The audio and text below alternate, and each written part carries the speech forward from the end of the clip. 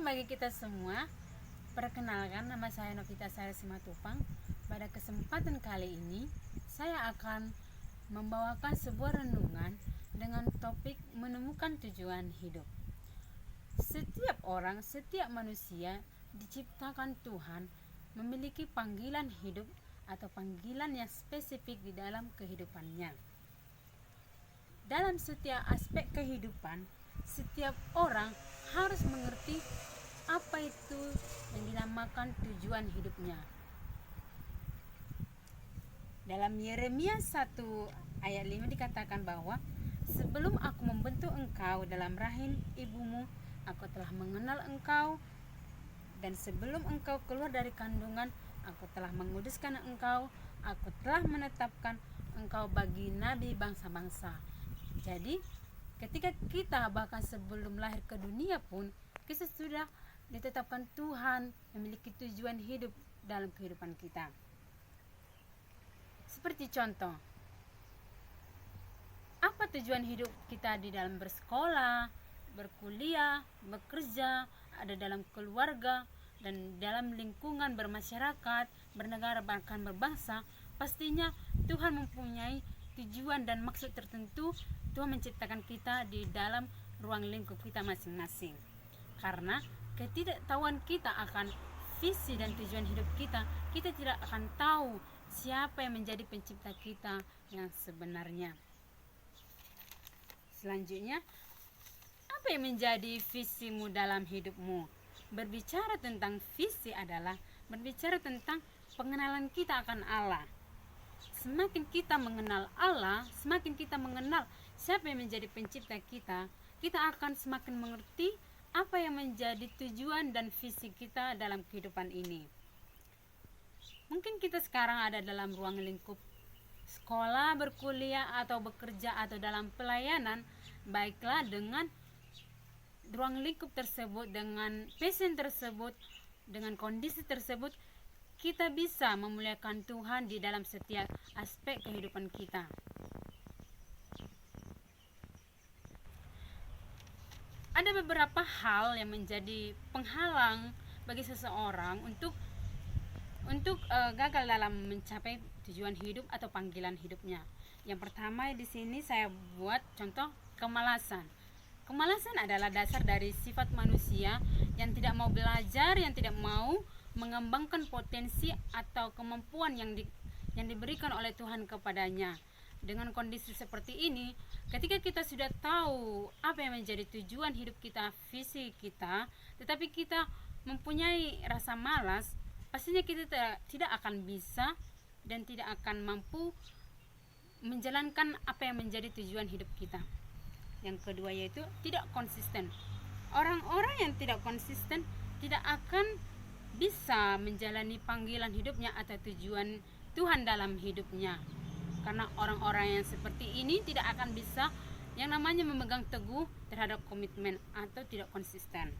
Yang ketiga yaitu mental pecundang atau mental yang tidak tahan terhadap cobaan. Dalam menjalani panggilan hidup atau visi hidup dalam kehidupan kita, ada banyak tantangan, rintangan, ataupun cobaan yang akan kita alami.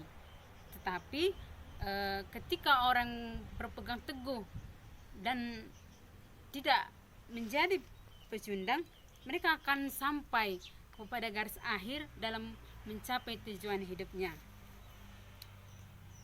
Perlu sekali kita tahu bahwa tujuan hidup kita atau visi hidup kita ataupun panggilan hidup kita itu sebenarnya yang membuat kita tetap bertahan, bahkan tetap teguh dalam melakukan panggilan kita. Dalam mengikut Tuhan, dalam menjalani panggilan, perlu sekali yang namanya pikul salib dan sangkal diri. Dalam firman Tuhan yang tertulis di dalam 2 Petrus 1 ayat 10-11, saya akan bacakan.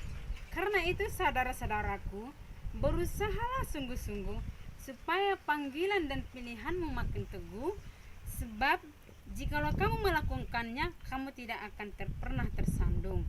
Dengan demikian kepada kamu akan dikaruniakan hak penuh untuk memasuki kerajaan kekal, yaitu kerajaan Tuhan dan Juru Selamat kita Yesus Kristus.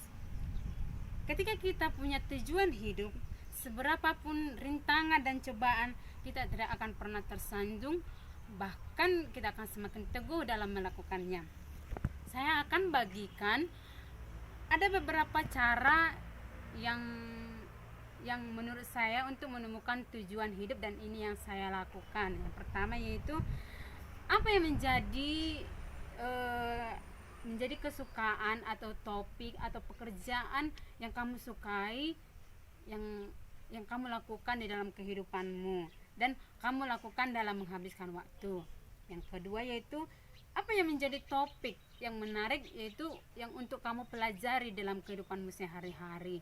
Contohnya kalau di dalam hidup saya itu, saya suka belajar yang namanya keuangan, asuransi, dan setiap yang berhubungan dengan bisnis dan manajemen.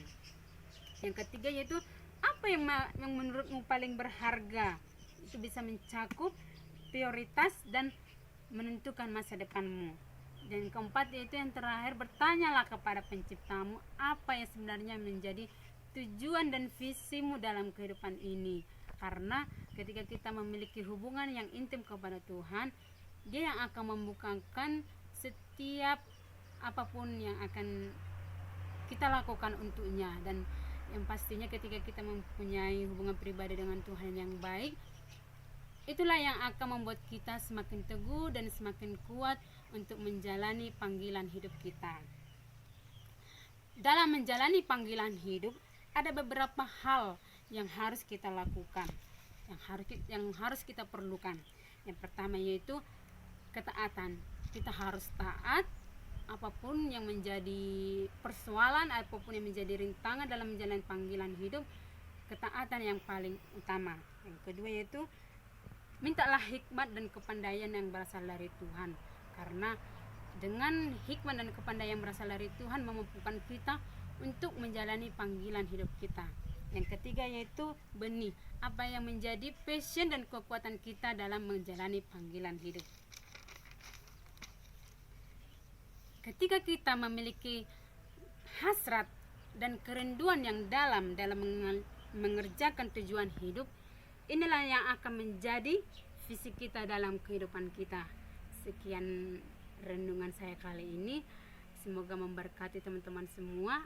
Atas perhatian saya ucapkan terima kasih. Shalom.